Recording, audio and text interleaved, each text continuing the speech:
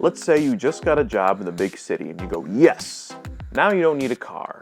Now you can just walk to wherever you want to go. So you feel great and you start shopping for your new residence. Then you see the residence the size of a broom closet is twice the rent that you can afford. Why is this? Why can only the super wealthy afford to live in cities? There are many complicated reasons, but to keep it simple, most of this problem stems from shrinking supply and growing demand. Let's start with demand. Right now, the largest migration in human history is occurring.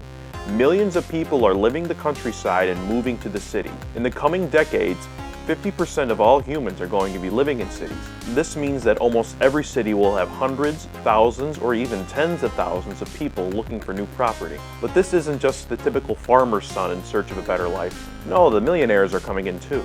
And there's usually enough millionaires to outbid whole classes, which drives up the average price of a neighborhood. And when the money comes in, it will usually attract lucrative businesses, in addition to dropping down the crime rate, which makes everything look more attractive to the upper class and drives the rent even higher. So when a neighborhood is all clean and gentrified, the companies start moving in to look for that lucrative talent.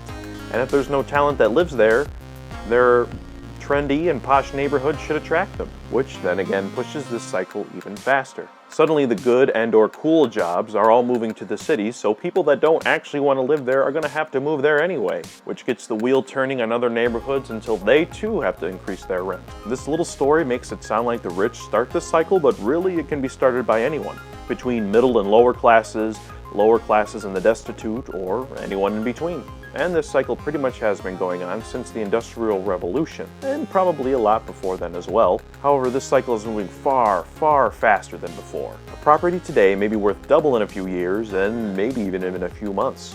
And this has caught the attention of individuals and firms looking to make a quick buck. People will buy apartments, or whole buildings even, and then leave them unoccupied just to turn them into investments. This pulls more options for real people off the market, so the sellers can charge more. This is why you might hear London has more unoccupied properties than homeless people, or why a third or a quarter of an entire city is just empty. This is a big deal to cities which are seeing entire neighborhoods drained of the life from these phantom tenants who contribute nothing but higher bars of entry to become a citizen. I mean, a city can only really flourish with people's commerce, be it from a tourist or a resident. It's quite hard to get money from someone who actually spends their time on the other side of the planet, or a company that actually exists in another country. So the demand is running rampant, but there's also something wrong with the supply. It seems like with such high demand, investors are clamoring to build more affordable housing.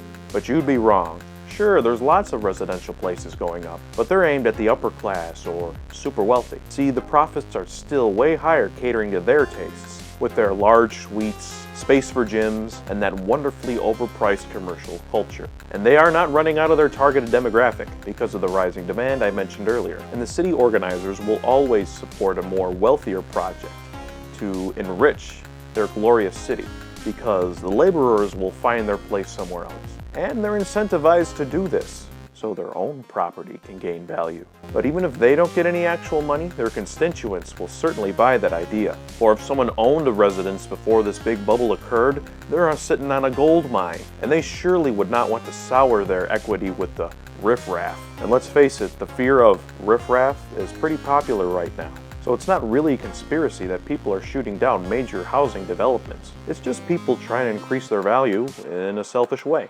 However, it's not always one affordable building being denied, but entire housing zones are being gated off. Yep, whole regions are getting the "can't build too high for it'll lose the charm," or "we need to keep the single-family homes because we owe it to the people that moved here 50 years ago," or "we need to preserve the culture of the neighborhood." And keep in mind that city ordinances do improve things, but they also do hamper development. So what are cities going to do about this? They can build more, denser, affordable housing. Honestly, this is the simplest and best solution. By dragging up the supply, we can break this cycle, or at the very least, reduce it or slow it down. But that idea seems too hard, or more importantly, less profitable. So it's far more common that the cities just step on the residents.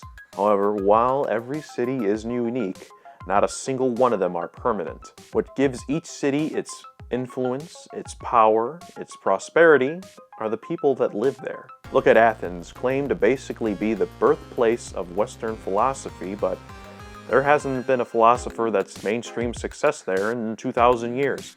Or Rome, it's okay now, but for hundreds of years it barely had over 10,000 residents. Or, for something more recent, Detroit.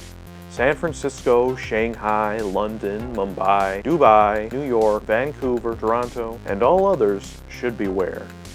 Thanks for watching my video. If you enjoyed what you saw, please like, share, and subscribe.